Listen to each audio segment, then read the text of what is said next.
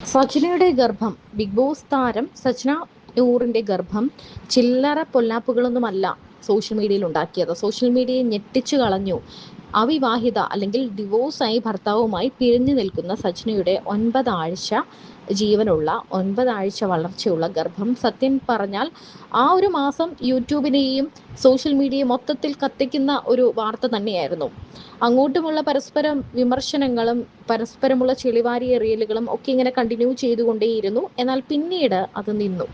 ഇപ്പോൾ സച്ചിനയ്ക്ക് സച്ചിനയുടെ വഴി, റസൂൽ പൂക്കുട്ടിക്ക് റസൂൽ പൂക്കുട്ടിയുടെ വഴി, ഫിറോസിന്റെ കുറേ വഴി, അങ്ങനെയാണ് മുന്നോട്ട് പോകുന്നത്.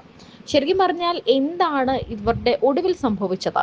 ഈ ആരോപണങ്ങളും പ്രത്യാരോപണങ്ങളും വിമർശനങ്ങളും വിവാദങ്ങളും ഒക്കെ ഇങ്ങനെ മുന്നോട്ട് പോയിക്കൊണ്ടിരിക്കുമ്പോൾ പെട്ടെന്ന് ഇതിനൊരു ഫുൾ സ്റ്റോപ്പ് വരുന്നു. ആരും പിന്നീട് വിമർശനങ്ങളൊന്നും പറയുന്നില്ല. ആർക്കും അങ്ങോട്ടും ഇങ്ങോട്ടും പരാതിയില്ല, പരിഭവങ്ങളില്ല. തീർന്നു. ഈ ഒരു അങ്ങോട്ടും ഇങ്ങോട്ടും വീഡിയോ ചെയ്യലും പഴിചാരലും ദിയാസനയൊക്കെ ഇതിൽ വലിയ രീതിയിലാണ് രംഗത്ത് വന്നത്. ദിയാസനയ്ക്കെതിരെ MDMA ഉപയോഗിക്കുന്നു, MDMAയുടെ ഒരു കച്ചവടക്കാരി എന്ന രീതിയിലൊക്കെയാണ് സച്ന നൂർ മുന്നോട്ട് വന്നത് പറഞ്ഞുകൊണ്ട്. അതിനെല്ലാം പെട്ടെന്ന് ഒരു ഫുൾ സ്റ്റോപ്പ് വരുന്നു. പെട്ടെന്ന് ഇതെല്ലാം നിൽക്കുന്നു. ഈ ചർച്ചകളൊക്കെ അവസാനിക്കുന്നു. ഇതെന്താണ് സംഭവിച്ചത്? കോംപ്രമൈസ് ആയോ? ഇവരെല്ലാവരും തമ്മിൽ കോംപ്രമൈസ് ആയോ? ഇതിന്റെ ഇടയ്ക്ക് 3 കോടി കിട്ടിയ വാർത്തയും എത്തിയിരുന്നു. ഈ 3 കോടി സച്ചിനയ്ക്ക് കിട്ടിയോ? സച്ചിനയുടെ ഗർഭം ഇപ്പോഴും ഉണ്ടോ എന്നൊക്കെയാണ് പലരും ചോദിക്കുന്നത്. ഈ സംഭവം ആദ്യം ചർച്ചയാകുന്നത് താൻ 9 ആഴ്ച ഗർഭിണിയാണെന്ന വിവരം തന്റെ ഇൻസ്റ്റഗ്രാം അക്കൗണ്ടിൽ ഒരു ചിത്രം പങ്കുവച്ചുകൊണ്ട് സച്ചിന പുറം ലോകത്തെ അറിയിച്ചതോടെയാണ്.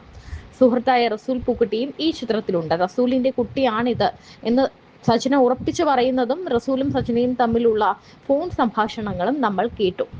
എല്ലാവരും സച്ചിനയുടെ ഈ ഓഡിയോ ക്ലിപ്പുകളൊക്കെ എല്ലാവരും കേട്ടു. ഇത് സച്ചിന ആദ്യം റസൂൽ പൂക്കുട്ടിയുമായി ബന്ധപ്പെടുന്നത് സച്ചിനയുടെ നിർബന്ധ പ്രകാരമാണ്. എന്നാൽ രണ്ടാമത് അങ്ങനെയല്ല. തങ്ങൾ രണ്ടുപേരും അങ്ങോട്ടും ഇങ്ങോട്ടും സ്നേഹത്തോടെയാണ് ഒന്നിച്ചത്.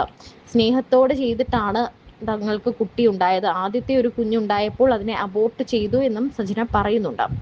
എന്നാൽ ഇത് അബോർട്ട് ചെയ്യാൻ പറ്റില്ല എന്നും സച്ചിന വ്യക്തമാക്കുന്ന ഒരു ഓഡിയോ ആണ് നമ്മൾ കേട്ടത്. അങ്ങനെ ഒന്നല്ല, ഒന്നിലധികം ഓഡിയോ ക്ലിപ്പുകൾ നമ്മൾ കേട്ടു. സച്ചിനയുടെയും റസൂൽ പൂക്കുട്ടിയുടെയും വിവാഹം കഴിഞ്ഞോ? ഇപ്പോൾ എന്താണ് അവസ്ഥ എന്നാണ് എല്ലാവരും ചോദിക്കുന്നത്. റസൂൽ പൂക്കുട്ടി ഒടുവിൽ സച്ചിനയോടും, റസൂൽ പൂക്കുട്ടിയുടെ ഭാര്യ ഒരു ക്യാൻസർ രോഗി കൂടിയാണ് റസൂൽ പൂക്കുട്ടിയുടെ ഭാര്യ, ഒരു വളരെ പാവപ്പെട്ട ഒരു സ്ത്രീയാണ്. അവരോടും സച്ചിനയോടും ദിയാഫനയോടും എല്ലാം റസൂൽ പൂക്കുട്ടി സംസാരിച്ചുവെന്നും അദ്ദേഹം തന്നെ മുൻകൈയെടുത്ത് ഇതിനൊരു തീരുമാനമുണ്ടാക്കിയെന്നും ഒക്കെയാണ് പുറത്തു വരുന്ന റിപ്പോർട്ടുകൾ.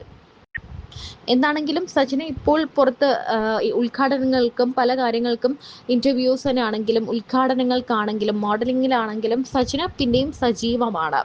സച്ചിനയുടെ ഈ പുറത്തുവിട്ട ഓഡിയോകളെല്ലാം തങ്ങളുടെ എല്ലാം ചാനലുകൾ അല്ലെങ്കിൽ ഇൻസ്റ്റഗ്രാം അക്കൗണ്ടുകളിൽ നിന്നും ഈ ഫിറോസ്, ദിയാസന തുടങ്ങിയവരെല്ലാം പലതും പിൻവലിച്ചിട്ടുമുണ്ട്.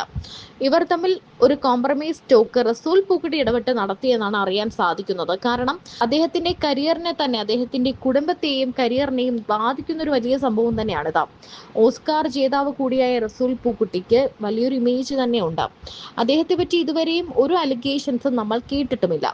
അങ്ങനെയുള്ള സാഹചര്യത്തിൽ തൻ്റെ കുടുംബം തനിക്കെതിരാകുന്ന ഒരു സാഹചര്യത്തിൽ റസൂൽ പൂക്കുട്ടി ആ കടും കൈ ചെയ്തിരിക്കുകയാണ്. രണ്ടും കൽപ്പിച്ച് എല്ലാവരോടും സംസാരിച്ച് ഇതിനൊരു കോംപ്രമൈസ് ഉണ്ടാക്കിയിരുന്നാണ് റിപ്പോർട്ടുകൾ വരുന്നത്.